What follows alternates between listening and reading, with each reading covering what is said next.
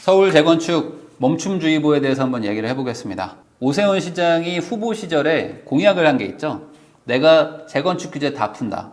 특히 일주일 안에 공급에 방해되는 규제들을 다 풀겠다. 이야기를 한 게 있었고 그거를 지키겠다라고 막 여러 번 강조를 했기 때문에 이 오세훈 시장을 뽑아준 서울 시민들은 상당수가 오세훈 시장이 진짜 규제를 풀 것이다 라는 믿음을 가지고 있었습니다. 그래서 실제로 오세훈 시장이 당선이 되고 나니까 규제가 진짜 이제 다 풀리겠다. 그리고 재건축도 막 추진되는구나. 특히 여의도 같은 곳들, 막 정말 고통받았던 곳이 있죠. 거의 막 10년 정도 계속 묶여있던 곳들, 이런 지역들은 이제 드디어 저희도 추진이 좀 되나요? 하면서 기뻐했던 분들이 많았죠. 그런데 지금 오세훈 시장이 취임한 지 한 달 정도 되는 상황에서 그 기대는 조금 무너지는 상황입니다. 오세훈 시장이 처음에 후보 시절에 말하던 것과는 약간 다른 길을 가기 시작했어요. 그래서 부동산 과열 지역에 대해서 토지거래 허가구역 지정을 합니다. 원래는 규제를 다 풀어주겠다고 했던 후보였는데 오히려 규제를 하는 거죠. 전 시장의 규제책을 이어가는 그런 행보를 보입니다. 그런데 이거에 대해서 사람들이 약간 의아해하고 조금 이게 뭐지? 라고 하면서도 희망을 가지고 있던 게 있었어요. 뭐냐? 이거는 2보 전진을 위한 1보 후퇴다. 그러니까 이건 약간 추진력을 얻기 위해서 살짝 무릎을 굽히는 거죠. 그래서 이렇게 토지거래 허가구역을 지정하면서 이걸 가지고 정부와 딜을 해가지고 재건축을 해주지 않을까라는 기대를 했었습니다. 그래서 실제로 막 기사들도 나오는데 오세훈 시장이 토지거래 허가구역 같은 것들을 지정하는 것은 이 시장의 급등세를 좀 잠재우기 위함인 것이고 이건 오히려 재건축을 하겠다는 강력한 의지다. 이렇게 해석하는 분들도 많았죠. 그러니까 오세훈 시장이 일종의 승부수를 건 겁니다. 사실상 여당이 나머지를 다 장악하고 있는 상황에서 홀로 야당인 시장인데 내가 어떤 걸 하려면 여당의 협조가 필요하다. 그러니까 내가 이것을 양보하고 너는 이것을 양보해라. 이렇게 서로 딜을 해보려고 하는 것이 아닐까라고 추측을 한 거죠. 그래서 저는 이 부분에 대해서 이렇게 표현을 했었죠. 뭐지? 이게 될까? 이게 어떻게 딜이 되는 거지? 라고 저는 약간 의문을 가지고 있었어요. 이건 안 될 것 같은데? 내가 양보한다고 해서 상대가 양보할 그럴 카드가 아닌데? 라고 저는 생각을 했었거든요. 노영욱 국토부 장관 후보자죠. 오세훈 시장이 재건축을 할 거다.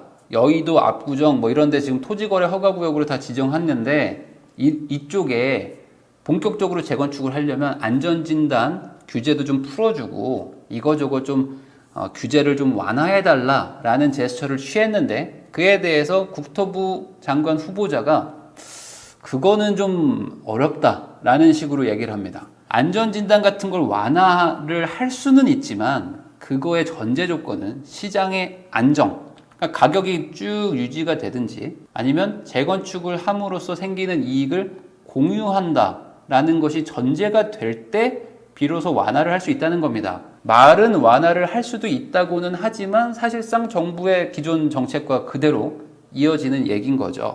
오세훈 시장은 이걸 좀 풀어달라고 했지만 대답은 그건 좀 어렵겠는데요 라고 해석을 할 수가 있는 겁니다. 2보 전진을 위한 1보 후퇴다 라고 생각했던 이 여의도, 압구정, 목동 있죠? 토지거래 허가구역이라는 건 엄청난 규제인데 이 규제를 우리가 기쁘게 받아들였던 이유가 뭡니까? 자, 여기서 추진력을 얻어서 재건축으로 간다. 그렇게 생각했던 분들은 다시 한번 이 표정이 되는 겁니다. 이거 뭐지? 잠깐만. 우리를 규제했는데 그러면 나한테 재산권에 심각한 피해가 오는 건데 이거를 내가 참고 견디려면 재건축이 돼야 되는데 재건축이 안 되겠네? 라는 생각이 드는 거죠. 자, 국토부랑 서울시가 재건축 가지고 막 기싸움을 하니까 여의도와 목동은 지금 어떻게 되죠? 토지거래 허가구역으로 딱 묶여가지고 1년간 지금 거래가 완전 정지되게 생겼는데 재건축이 진행이 안 돼? 우리 뭐 어떻게 해야 돼? 하면서 살얼음판을 걷고 있는 거죠. 그러니까 재건축이 지금 뭔가 틀어막히는 느낌이 드는 거예요. 여의도도. 뭔가 착착착착 뭔가 진행이 될 거라고 생각했었는데 오히려 규제만 늘어나고 진행은 안 되니까 답답하다. 그리고 압도적으로 강남이나 여의도 이런 쪽에서 오세훈 시장을 밀어줬단 말이죠. 그러면서 이번에 진짜 좀 규제도 풀어주고 좀 우리의 그동안 분노를 좀 해소해 주세요라고 하면서 압도적 지지를 보냈던 지역들에 오히려 규제를 막 때렸죠. 근데 아직은 그래도 의문 정도였어요. 이분들이. 아니야, 뭔가 있을 것 같아.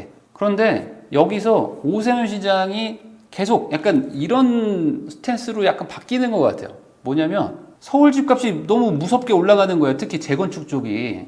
시장이 당선되고 난 뒤로 재건축이 막 급등을 하니까 이거 어떡하지? 하면서 속도 조절론들이 조금 나오기 시작합니다. 그래서 뭔가 이 투기 세력이 붙는 걸 용납하지 않겠다. 그리고 재건축이나 이런 것들을 할 거지만 신중하게 하겠다. 이러면서 조금 뭔가 속도가 좀 늦춰지는 느낌이 납니다. 자, 그 시작은 이제 잠실주공 5단지였는데 이 잠실주공 5단지도 진짜 울분의 단지입니다. 언론에서 하도 집중 조명을 하는 곳이다 보니까 재건축이 진작에 됐어도 돼야 되는데 아직도 안 되고 있거든요. 근데 여기가 오세훈 시장이 바뀌니까 기분 좋게 서류를 제출합니다. 저희 재건축 다시 추진해도 되는 거죠? 라면서 기분 좋게 서류를 제출했는데 반려당합니다.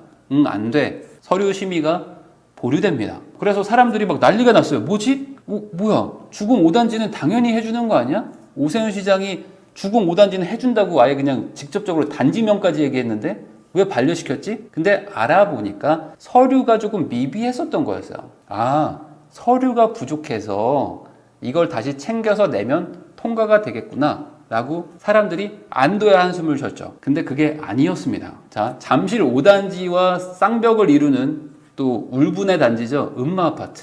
대치동의 음마아파트도 재건축 심의를 다시 늡니다. 자, 오 시장님 됐으니까 이제 우리도 뭐 되는 거죠?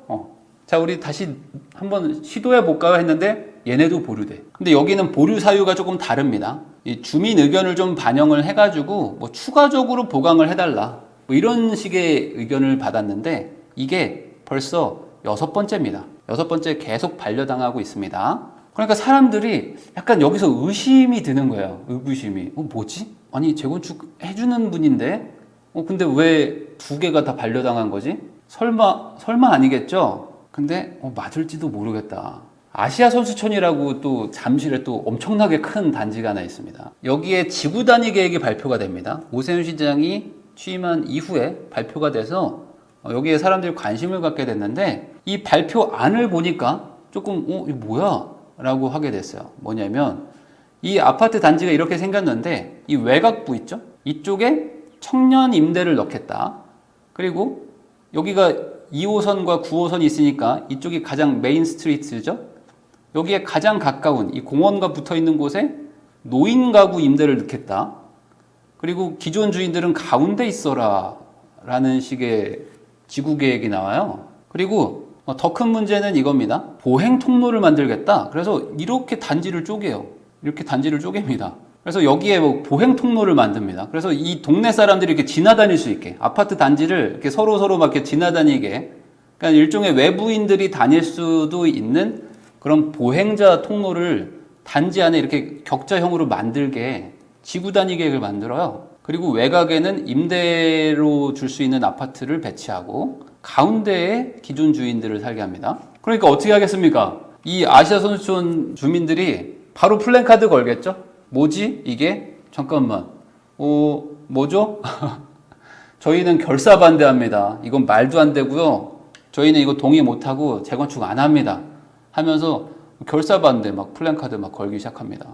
그러니까 지금 최근에 이슈가 될 수 있는 재건축 세 단지가 다 반려당하거나 소유자가 동의할 수 없는 수준의 계획들이 나오다 보니까 조금 상황이 좀 반전되는 느낌인 거죠. 그래서 이 강남 쪽에서 몰표를 줬던 분들이 약간 의구심이 듭니다. 뭐야, 이거 진짜 강남 재건축 하려고 하는 거 맞나? 아닌가? 지금 뭔가 내가 잘못 생각했나? 라고 지금 의심이 드는 거죠. 그러니까 어떤 일이 일어나느냐. 토지거래 허가제의 풍선 효과가 발휘됩니다. 같은 재건축이지만 강북 재건축이 갑자기 올라가기 시작하는 거야. 특히 노원 쪽. 그러니까 오세훈 시장은 재건축을 풀어주려고 하는데 강남은 조금 부담스러워하나 보다. 그러면 어디로 가는가?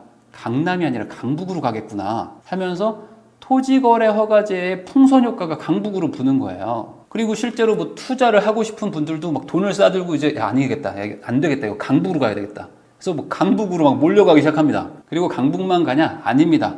이 분당 있죠? 분당 쪽도 이제 재건축을 슬슬 이제 추진해요. 자, 강남이 뭔가 하려고 하는데, 야, 여기 요즘 막히나 봐. 근데 우리는 뭐 어차피 지금 뭐 시작도 안 했으니까, 자, 우리도 그러면 빨리빨리 준비해야 되겠다 하면서 분당 쪽이 이제 분주해집니다. 그러니까 이런 거죠. 서울, 강남 형들이 우선 막 달리려고 하는데, 난 잘 모르겠고, 우리도 좀 몸은 좀 풀고 있어야 될 것 같은 거야. 그러니까 약간 추진위원회 만들고, 뭐 조합 설립 준비하고 막 이러고 있는 거예요.